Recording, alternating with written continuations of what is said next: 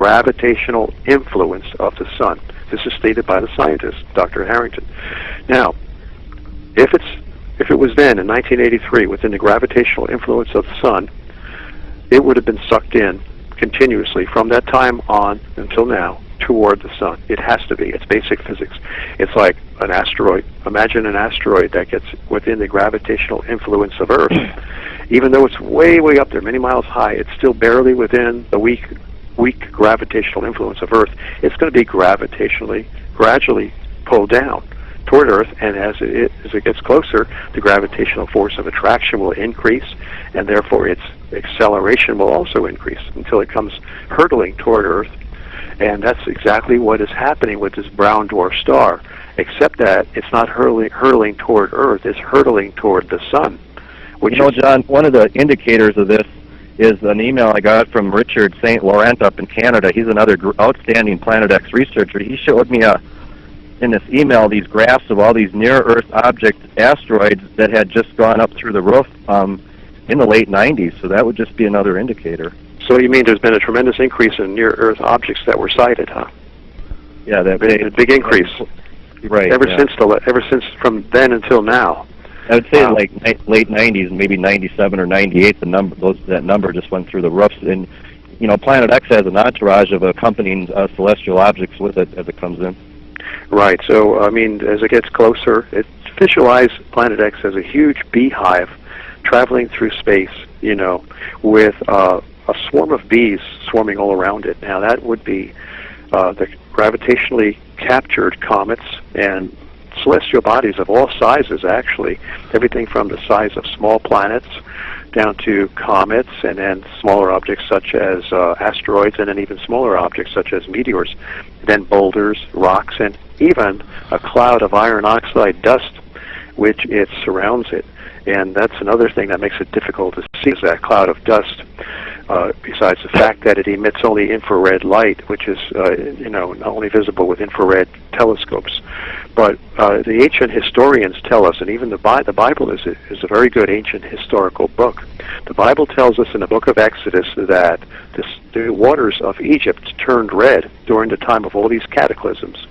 Well, that would be explained by the tail of this comet, or one of this huge brown dwarf star on a cometary orbit, its tail sweeping the Earth with iron oxide dust that would pollute the water. And indeed, if you go to the book of Exodus, I could read it directly to you, but I could paraphrase it right now.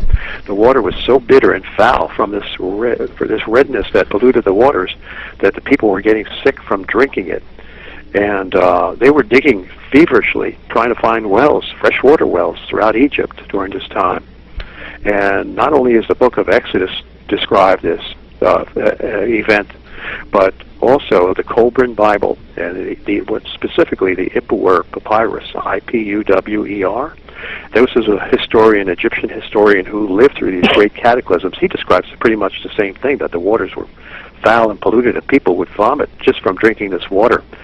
So John, we see what's going to happen to Earth when this red iron oxide dust its tail sweeps Earth.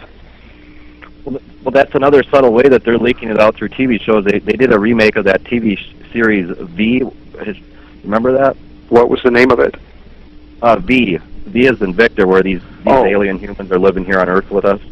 Originally, the original one came out in the 80s, but they did a remake of it, and the title of the last episode of the first season was like Red Rain or Red Dust, and then...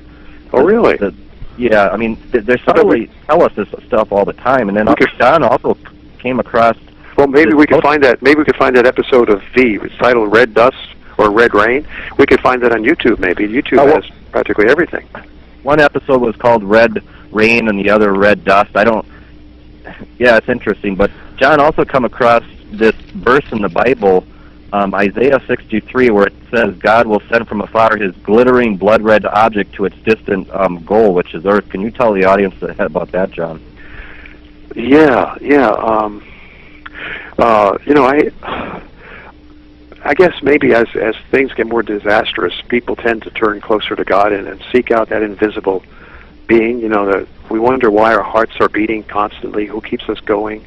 Who gives us the magic a miracle of life and wonderful things around us that sustain us and beautify our world. And of course, we all know that there's a God, but we ignore that God when times are easy. Well, now that times have been getting more difficult and more harrowing, I've been getting closer in my thoughts to the existence of God. Again, it sounds sort of hypocritical. You know, we turn to God when we need Him out of fear, but we don't tend to turn to Him when things are going well. Well, I started to read the Bible, and I knew that I had to pray the Bible because there's some symbolism is just so deep that no human mind could fathom some of the symbolism in the Bible. So as I was making myself consciously aware of the invisible presence of God and reading the Bible, I got to this compulsion to go to the book of Isaiah, chapter 63, and start reading. And as I was reading, I was amazed at the symbolic likeness of this Isaiah 63 with the incoming planet X.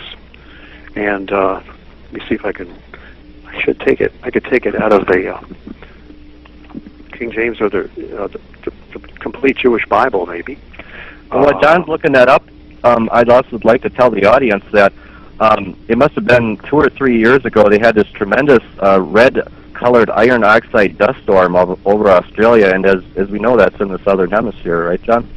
That's right. Now, the dust could not have been from the tail of Planet X because Planet X has not gotten that close to Earth yet. But right, but Gilbert Erickson, he thinks that was a Planet X-related event.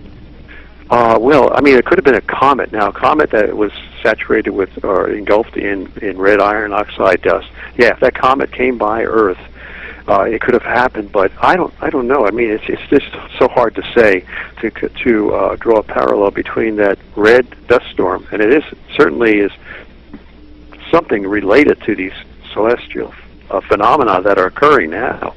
I agree. It's just that it's hard to really say that it's related to being swept by the tail of a comet, because if we were swept by the tail of a comet, do you know what size of land masses that would engulf? That would cover much of the Earth, but this happened in a localized section of Australia, maybe 5 or 10 square miles, something like that. So I don't know what it was. It's some kind of strange phenomenon, but indeed it's related to these crazy celestial events that are occurring. Indeed, all this crazy weather is. But here's Isaiah chapter 63. Quote, who is this coming from Edom? Now, Edom symbolizes red, something red, okay? So there you go. There's a red. We know Planet X is a red body when it lights up. It's been stated that way by the ancient historians. Who is this coming from Edom? From Basra. And Basra symbolizes coming from the east. Coming from Basra with clothing stained crimson, red, so magnificently dressed, so stately in his great strength. Quote, it is I who speak victoriously, I, the Savior. And that smacks of the Lord Jesus, the Savior. Why? And then Isaiah answers God. He says, why is your apparel red? Your clothes are like someone treading a winepress. And God answers, the Savior answers, I have trodden the winepress alone. From the peoples, not one was with me. In other words, there's not one that was perfect and righteous with him. Every one of us is imperfect. He says, from the peoples, not one was with me. So I trod them in my anger, trampled them in my fury. So their lifeblood spurted out on my clothing, and I have stained all my garments. Wow. For the day of vengeance that was in my heart, and my year of redemption, that means he's going to redeem some. My year of redemption has come. So some will be saved and some will be destroyed. I looked, this is God speaking again, the Savior who's coming in crimson in the skies. I looked, but there was no one to help. That means there's no one righteous that he could say his with him. And I was appalled that no one upheld me. Therefore my own arm brought me salvation. Salvation.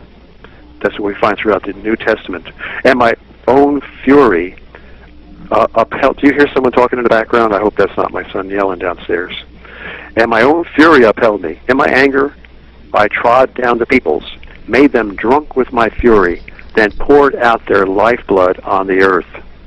Well, I looked up the word lifeblood, and it really is not lifeblood at all. In the Hebrew, the original Hebrew from when Isaiah was spoken in the Hebrew language and wrote the first manuscripts in Hebrew.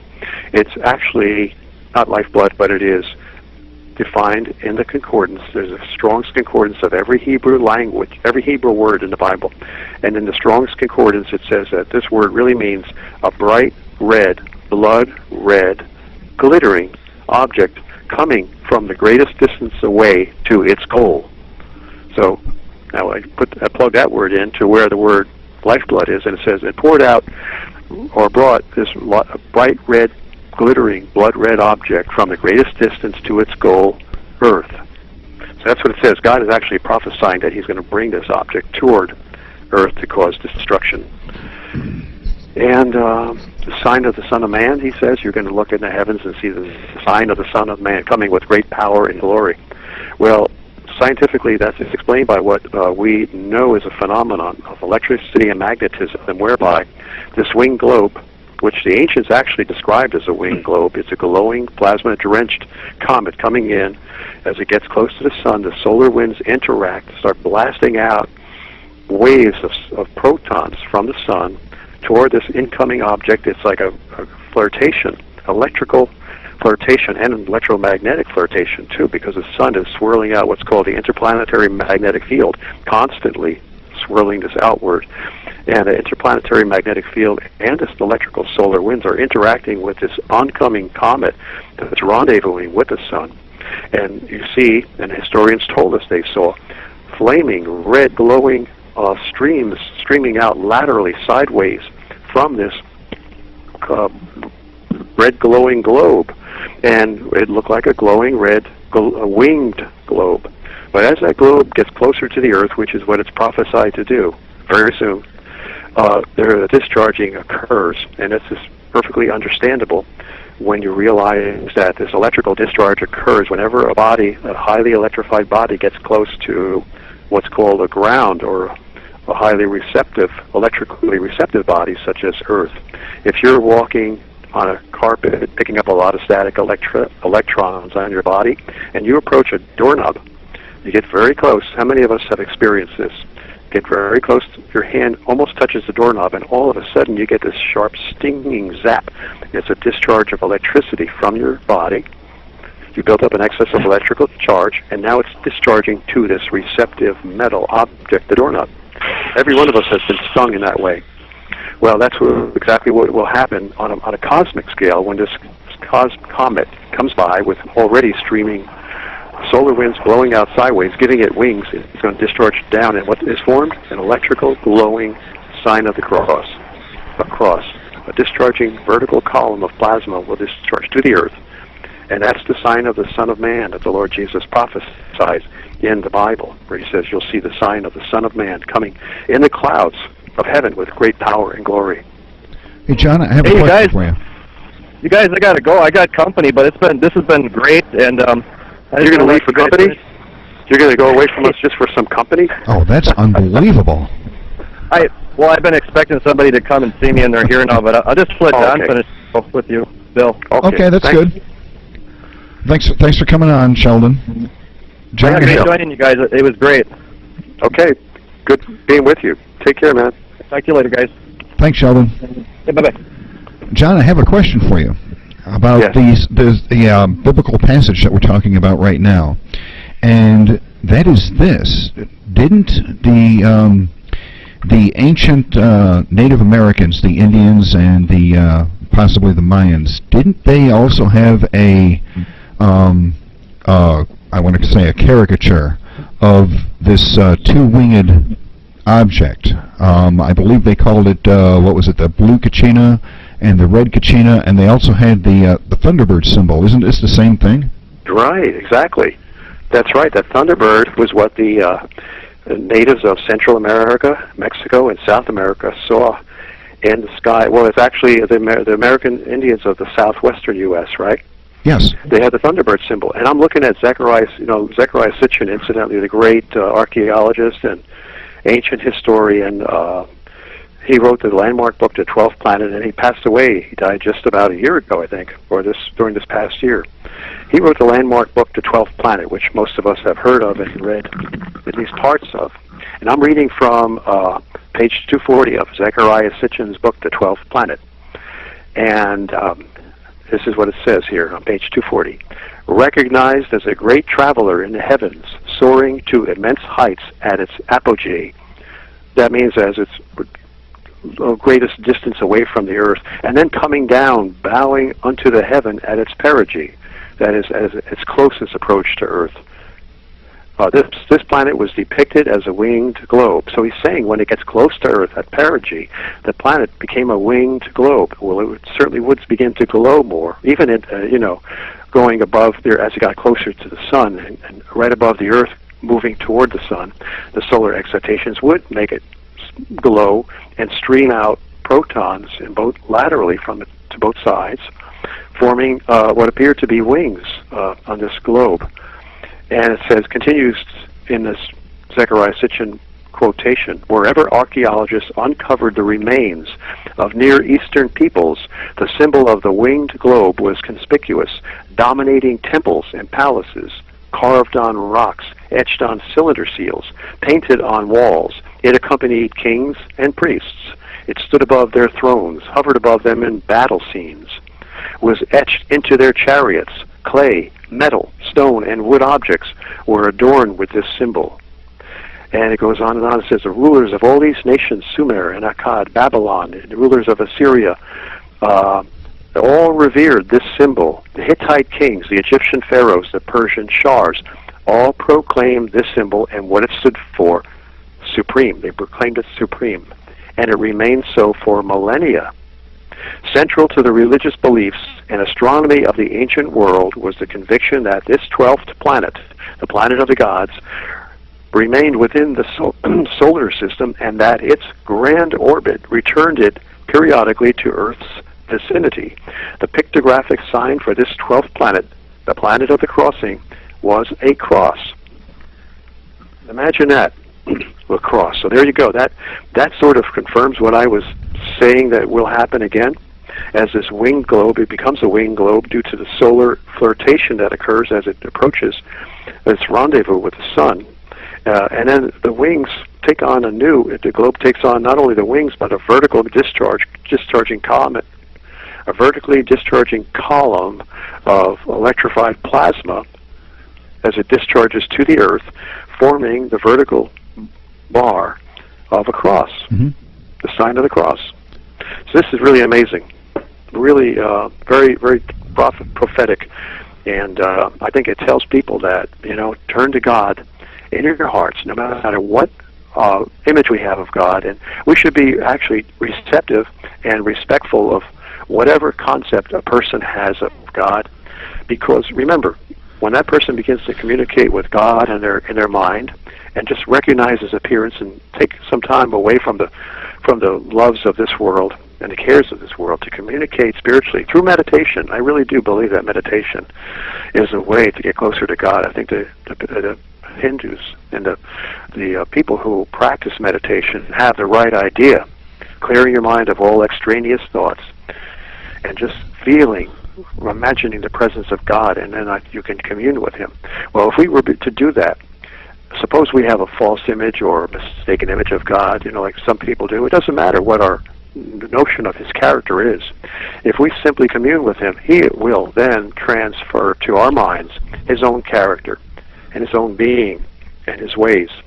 So I'm never afraid of anyone who says, "Yeah, I believe in God," but not the Christian way, because the real God will make Himself known to anyone who opens their minds to Him. Now, this would be the Spirit of God, right? Yeah, it's an invisible spirit, and we cannot see God. He's invisible. Well, we certainly can feel His, like Planet X. They could not see Planet X way out there when it was pulling on the outer planets, tugging at the planets in their orbit. But certainly they knew that it existed because of its effects, its gravitational pull. Right. Similarly, we cannot see God, but we can see His effects all around us. We can see Him prophesying in the Bible that, look, I'm bringing the end of this world, and we're seeing the effects of it right now. We're seeing the beginning of the end.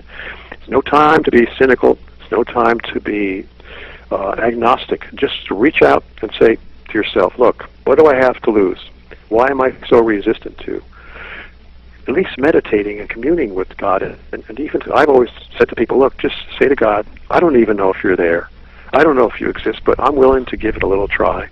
Spend a few minutes and just sit here and meditate, clear my mind, close my eyes, or look out at some of the beauty of nature outside my window or in my backyard, and just meditate and feel and expect your presence and your spirit to influence me, my mind.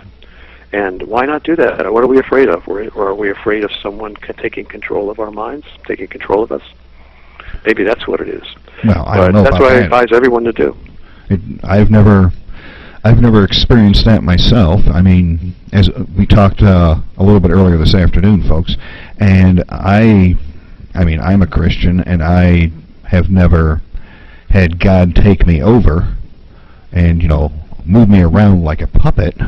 But that also goes into something else, and that is the evil forces, the satanic forces that are acting on the ones that we call the powers that be, and what they're doing right now, doesn't it?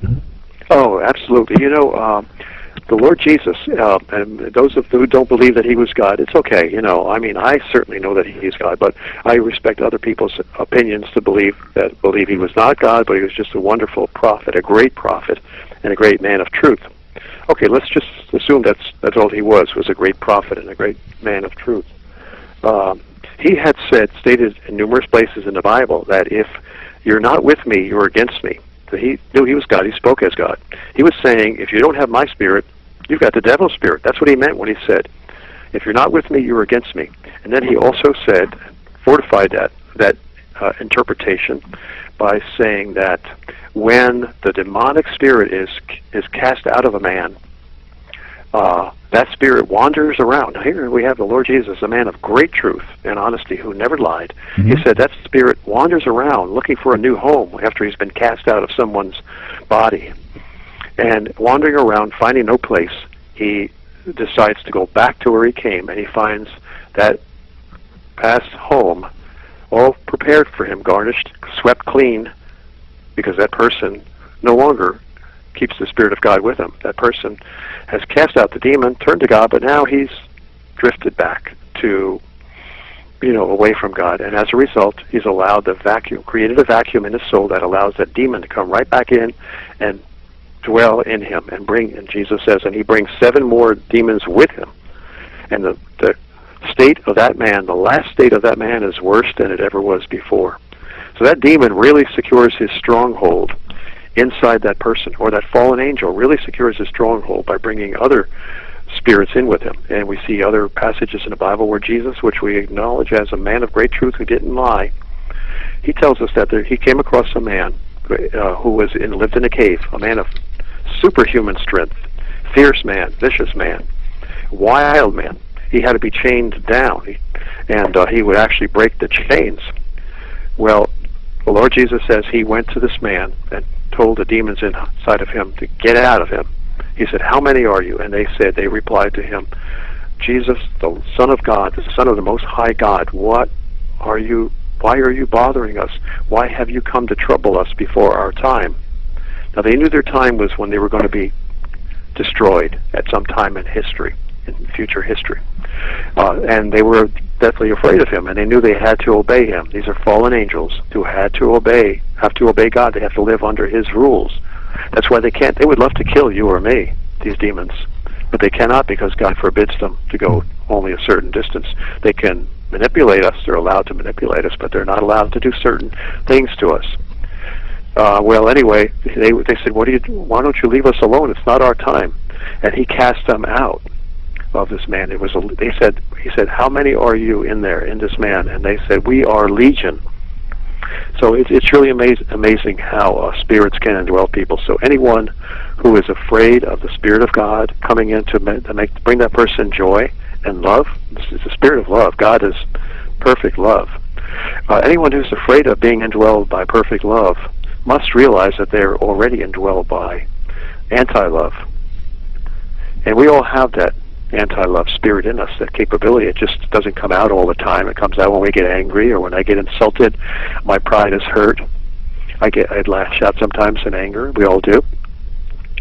But if we keep the Spirit of God in us, then we can realize, wow, we can see how vulnerable we are to these demons. So that's why I say we have to invite God into us, because right now we're indwelled by demonic spirits who always don't always make us vicious and villainous and evil. Their purpose is simply to keep us away from God.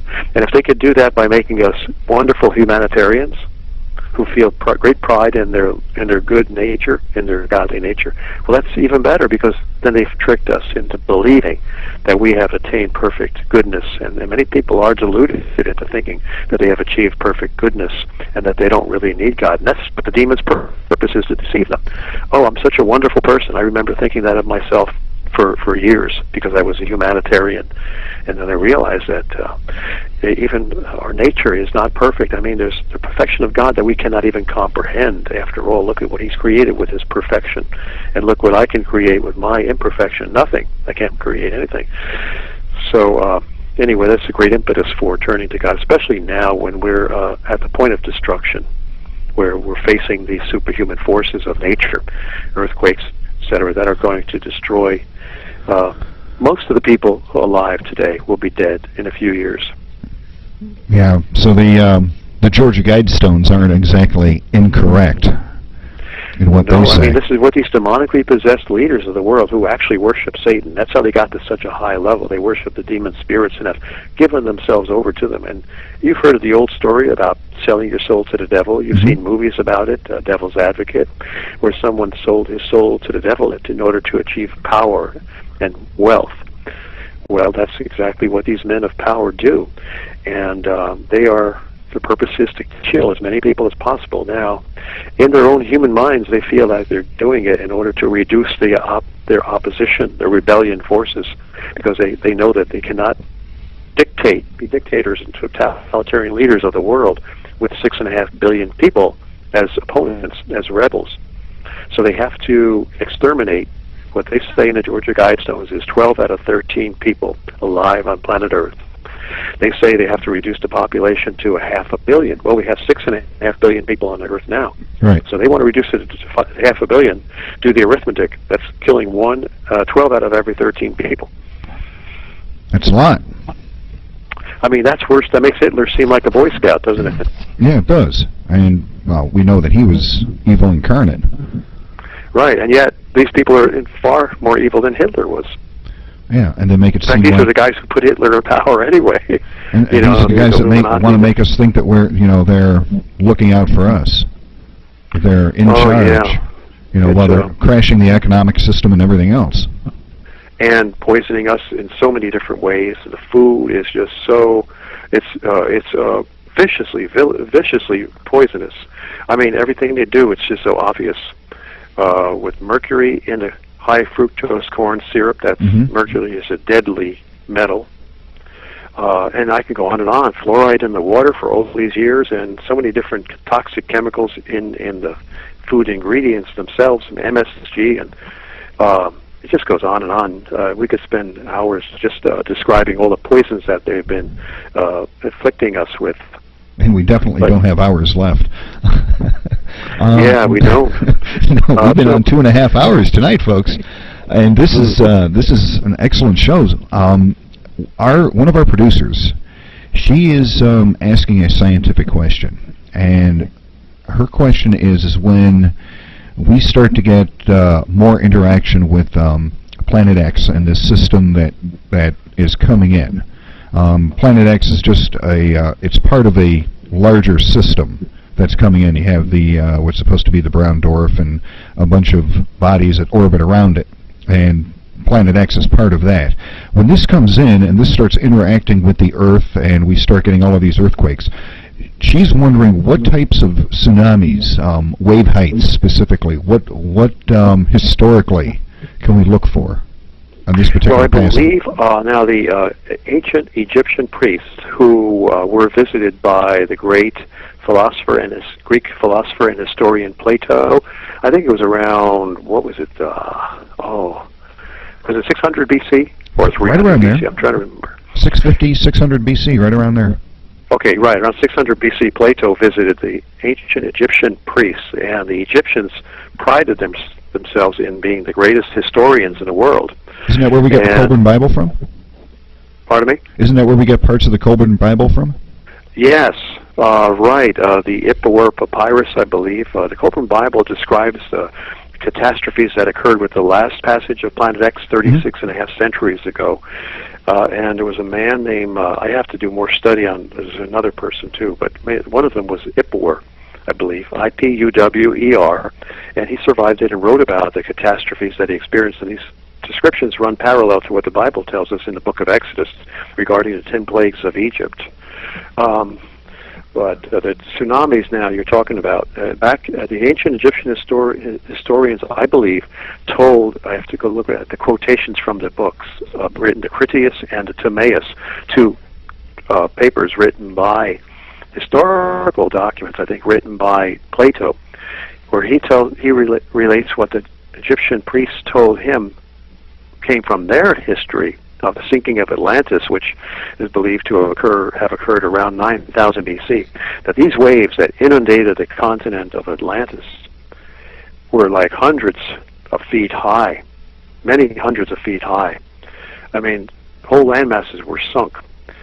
And so these tsunamis are going to be, people have to be prepared. Well, right now they haven't gotten real bad, so we can take evasive action. And my plan was this: for everyone living on the East Coast, we have about 40 million, 50 million people living along the East Coast of the United States. But let's not forget the poor people down in Central America and South America too, and also in Canada. Every one of them will be inundated when this, what the geologists tell us is a great, great threat of a tsunami originating in the Canary Islands.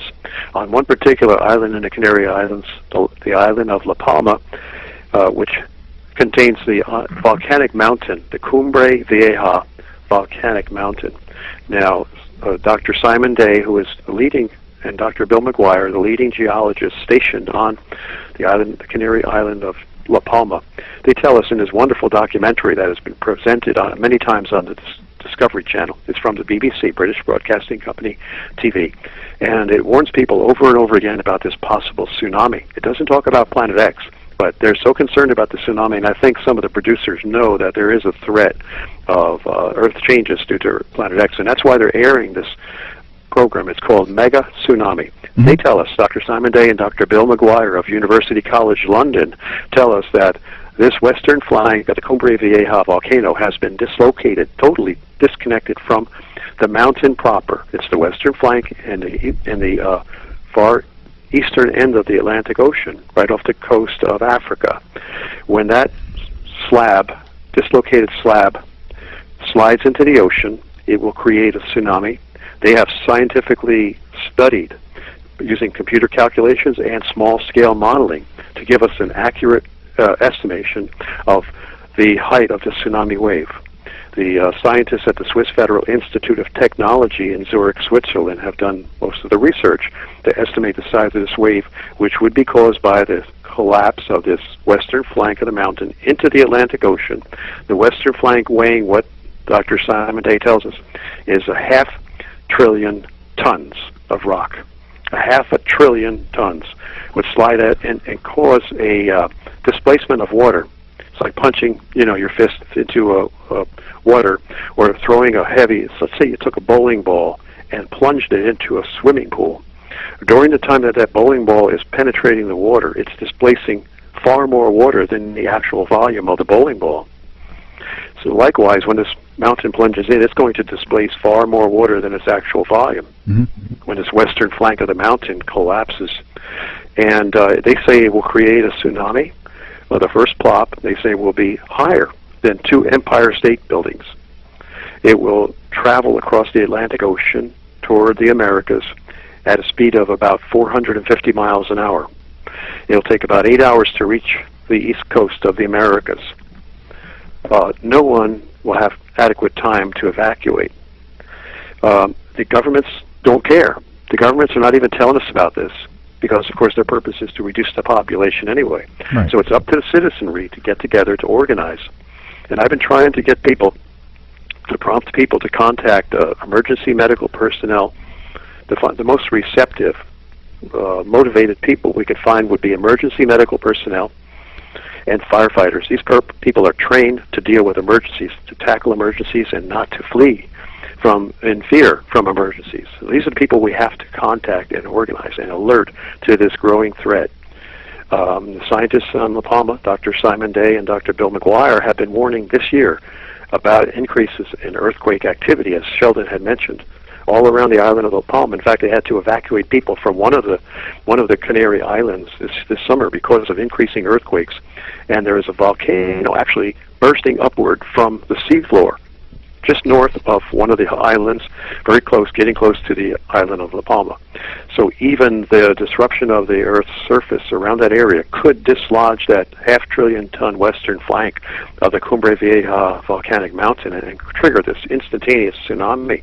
And we wouldn't have advance warning. But the scientists there have gauges and instrumentation that can monitor this the activity. And whenever these scientists warn us that we're in a high alert mode, that's when we can take evasive action. Right. So that's what we need to do. We need to notify the population. Now, where would these EMT people be? They would be in the most vulnerable areas. That's where we want to contact them. Atlantic City, New York, Boston, Norfolk, Virginia, Miami, Daytona Beach. Because they know, these responders know that they would be killed, their wives and children would be killed by the tsunami. They would be most likely to become very active. Right. That's who we have to organize, to prompt, to inform, to educate about this incoming planet. And I've already been contacting some scientists who, I shouldn't say that because, take that back, because it's not very good for my safety to be talking about that. But of course, we all know that we're going to try to contact scientists, right, and inform them of this danger. Yeah, and the emergency management people. Right, well, I wouldn't even, emergency management, yeah, but, they're the government, and I don't know. I'm always afraid of contacting anybody close to the government because that's when they come out and try to... That's when the long knives come out.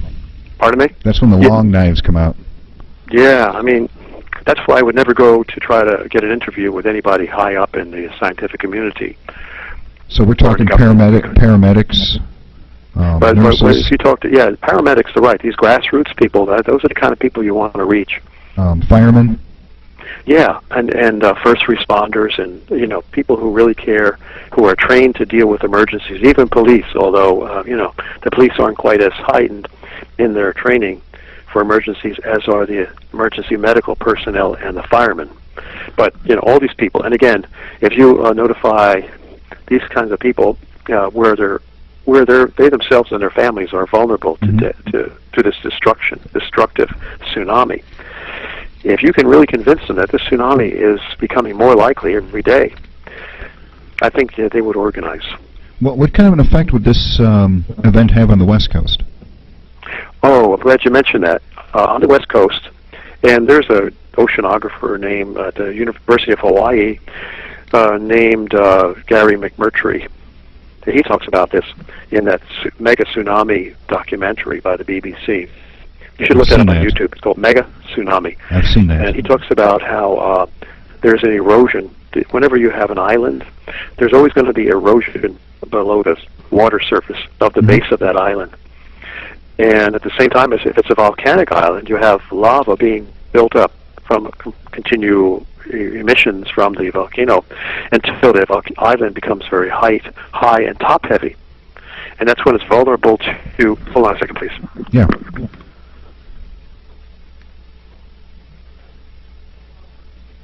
We're talking about the mega tsunami that is expected when the side of the volcano in the Canary Islands collapses. That's okay.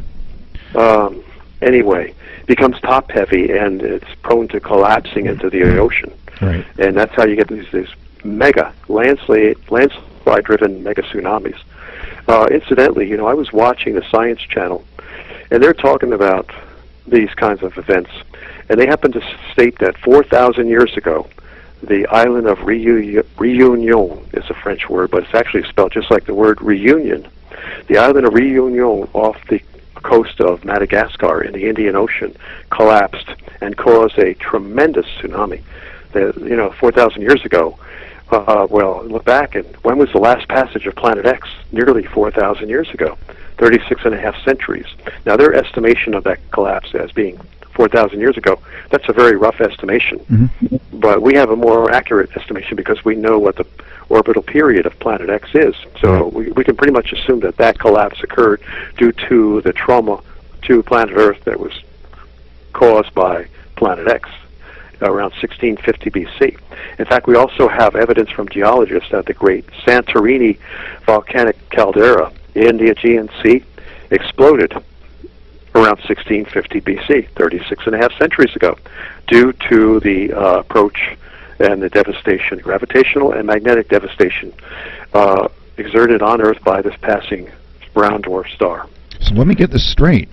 All of these islands around the world that are prone to this type of activity where part of the landmass may slough off into the ocean, this could all happen in rapid succession around the world? Probably will, not could, but probably will happen in rapid succession. Suppose you have, okay, let's say, suppose you have a tray of, it's loaded with these ice cream cones or whatever, and they're standing up on ice cream cone holders or whatever, and they're all triple-decker ice cream cones. And someone that comes by and starts rattling that tray, all of them are going to start to topple over. Right. At the same time. What about the glaciers and the ice packs in the Arctic and the Antarctic Ocean? Were they gonna that too. fracture The trauma from this incoming planet, the just the seabed alone. I mean, the lithospheric crust of the Earth that underlies at least the Antarctic, which is, and the Arctic too, because you have a seabed of crust in the Arctic region too. As it begins to melt, and it becomes more vulnerable to collapse, and as the seabeds begin to buckle due to the magma, the mantle becoming more fluid and heated up and becoming more active, churning more vigorously, then you have the crust beginning to bulge and buckle and move and shift, and that's when you're going to get all these collapses of ice shelves. Right. And it's been happening already. No, I have another question, and this might be a dumb question. How much activity would it take to actually shift the poles, the pole shift that we hear about? Well, would this type of activity be enough to do that, having that much water and weight moving around the world all at the same time? It definitely would, because we have ancient historical evidence that this has really happened. Like years ago, when I was studying as a for a science degree in education, my geology professor stated, and I'll never forget this, he said, at one time in Earth's ancient history, Earth actually precessed on its axis, meaning it tilted vertically. And he said, we don't know why. Hold on a second, please. Yeah.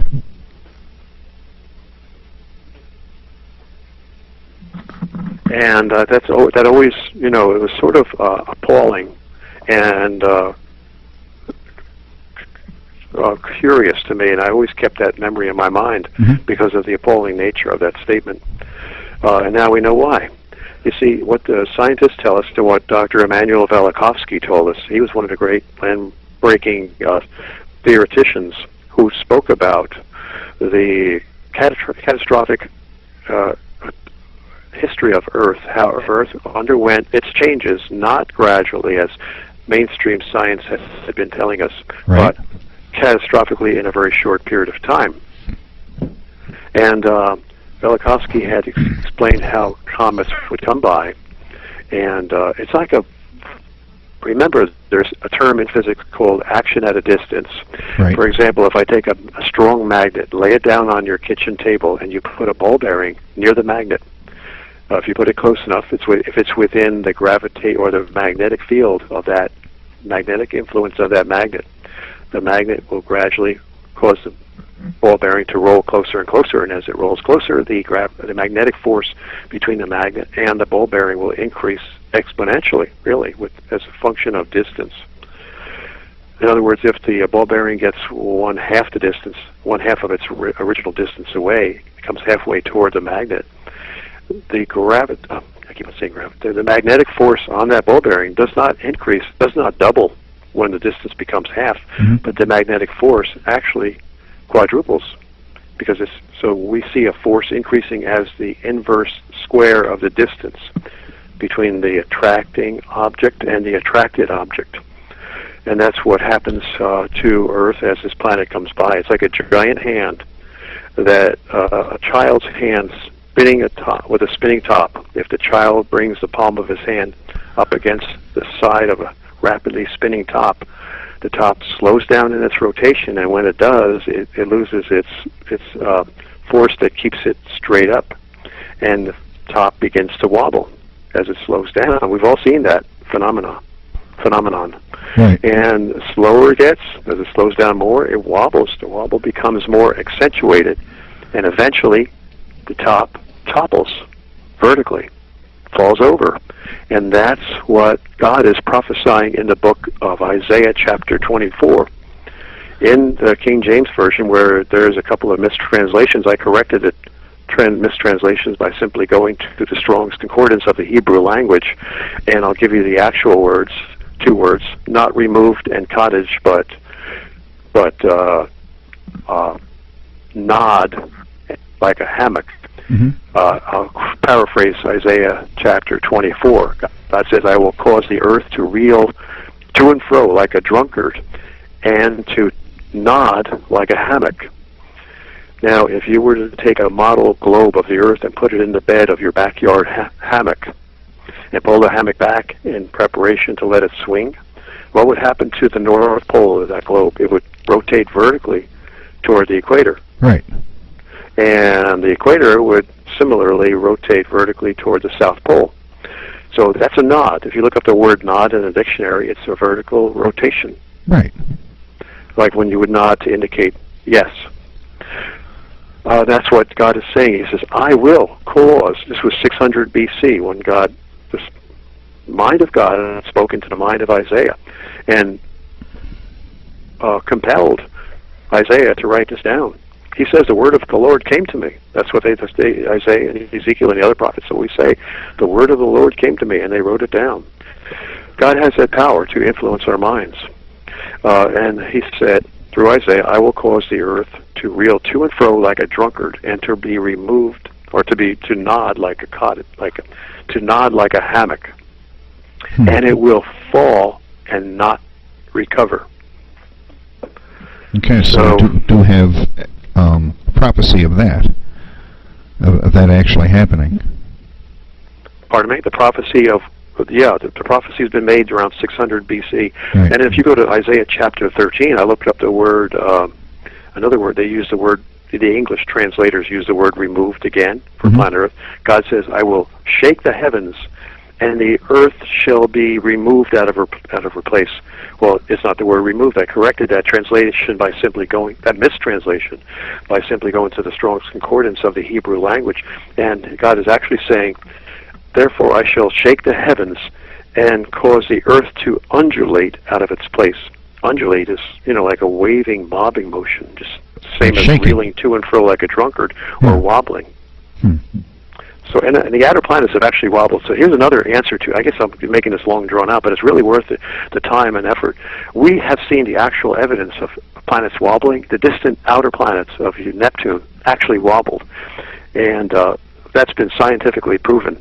Neptune went through a pole shift where it actually rotated vertically. It tilted vertically. There was what's called a wizard's eye, or a whirlpool on Neptune. Right. And that wizard's eye shifted vertically, which proved that Neptune went through a precessing of its axis.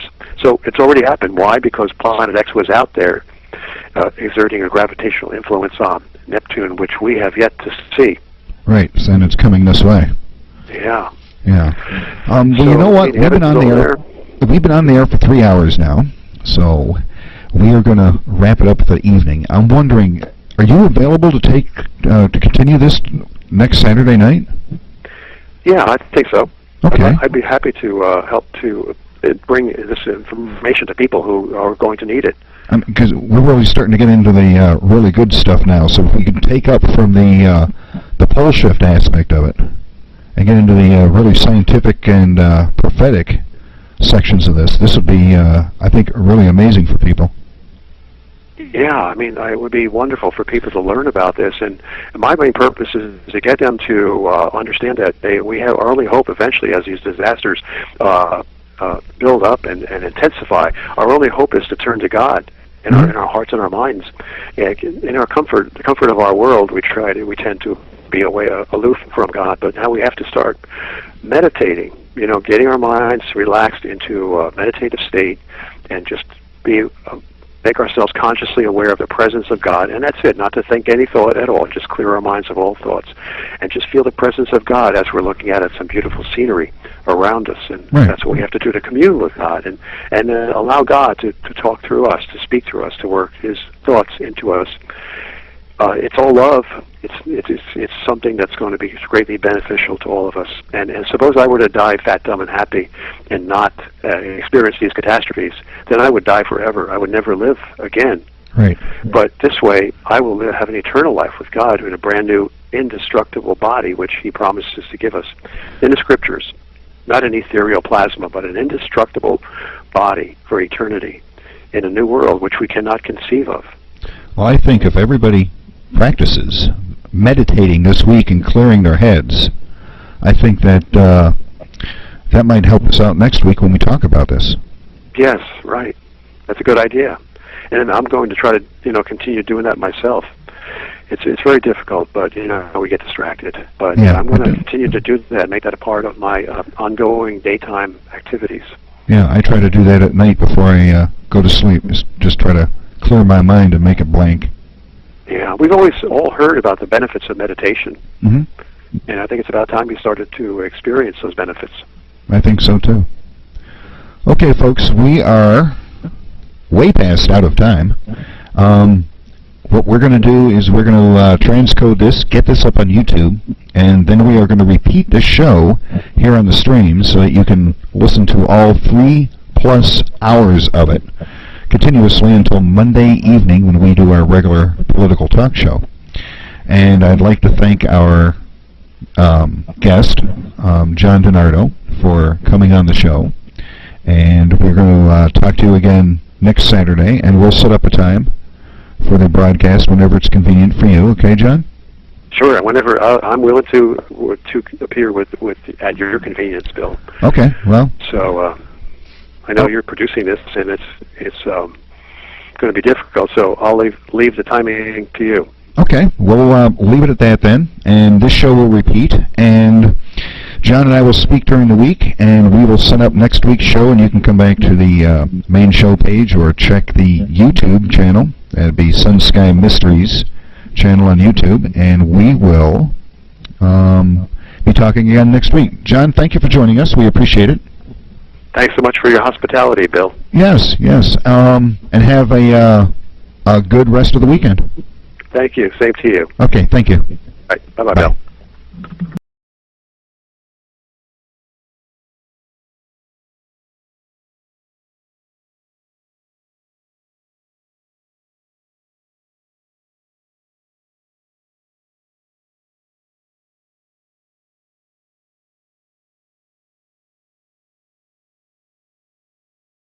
Gravitational influence of the sun. This is stated by the scientist, Dr. Harrington.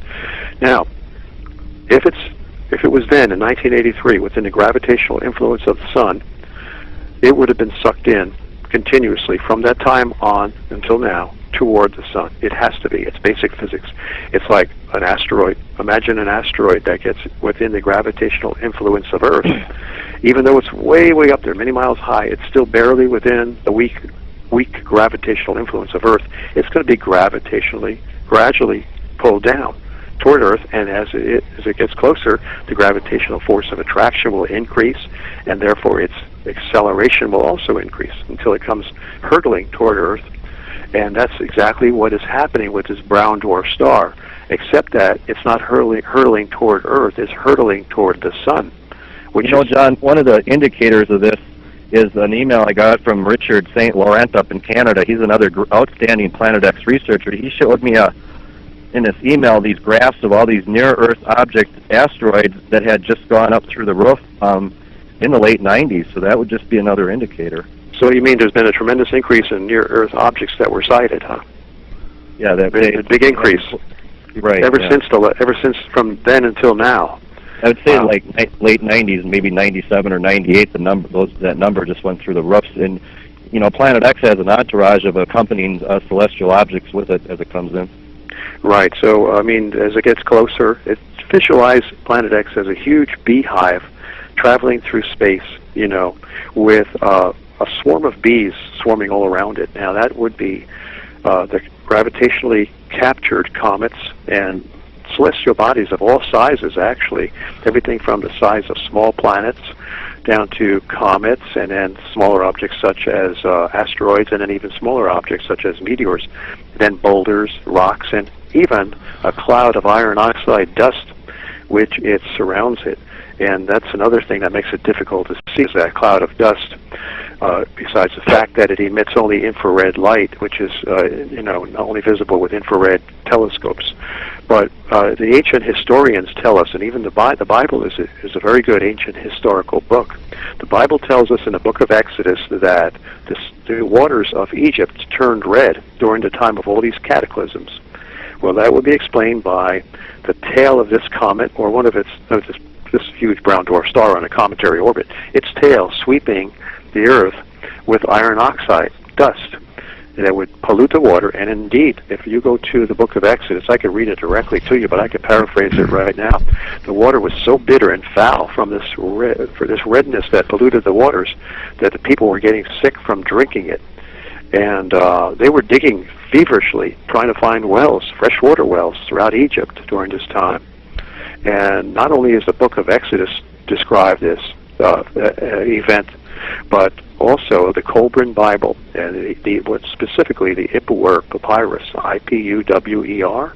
This is a historian, Egyptian historian, who lived through these great cataclysms. He describes pretty much the same thing, that the waters were foul and polluted, and people would vomit just from drinking this water. So we see what's going to happen to Earth when this red iron oxide dust its tail sweeps Earth. Well, that's another subtle way that they're leaking it out through TV shows. They did a remake of that TV series V. Remember that? What was the name of it? V. V as in Victor, where these alien humans are living here on Earth with us. Originally, the original one came out in the 80s, but they did a remake of it, and the title of the last episode of the first season was like Red Rain or Red Dust, and then... Oh, really? Yeah, I mean, they subtly tell us this stuff all the time, and then John also came across... Well, maybe we could find that. Maybe we could find that episode of V. It's titled Red Dust or Red Rain. We could find that on YouTube. Maybe YouTube has practically everything. One episode was called Red Rain, and the other Red Dust. Yeah, it's interesting. But John also come across this verse in the Bible, Isaiah 63, where it says, "God will send from afar His glittering blood-red object to its distant goal, which is Earth." Can you tell the audience about that, John? Yeah. I guess maybe as things get more disastrous, people tend to turn closer to God and seek out that invisible being. We wonder why our hearts are beating constantly. Who keeps us going? Who gives us the magic miracle of life and the wonderful things around us that sustain us and beautify our world. And of course, we all know that there's a God. But we ignore that God when times are easy. Well, now that times have been getting more difficult and more harrowing, I've been getting closer in my thoughts to the existence of God. Again, it sounds sort of hypocritical. We turn to God when we need Him out of fear, but we don't tend to turn to Him when things are going well. Well, I started to read the Bible, and I knew that I had to pray the Bible because there's some symbolism is just so deep that no human mind could fathom some of the symbolism in the Bible. So as I was making myself consciously aware of the invisible presence of God and reading the Bible, I got this compulsion to go to the book of Isaiah, chapter 63, and start reading. And as I was reading, I was amazed at the symbolic likeness of this Isaiah 63 with the incoming Planet X. And let me see if I should take it. I could take it out of the King James or the complete Jewish Bible, maybe. Well, while John's looking that up, I'd also like to tell the audience that it must have been 2 or 3 years ago they had this tremendous red-colored iron oxide dust storm over Australia, and as we know, that's in the southern hemisphere, right, John? That's right. Now, the dust could not have been from the tail of Planet X, because Planet X has not gotten that close to Earth yet. But right, the red Gilbert dust, Erickson, he says he thinks that was a Planet X-related event.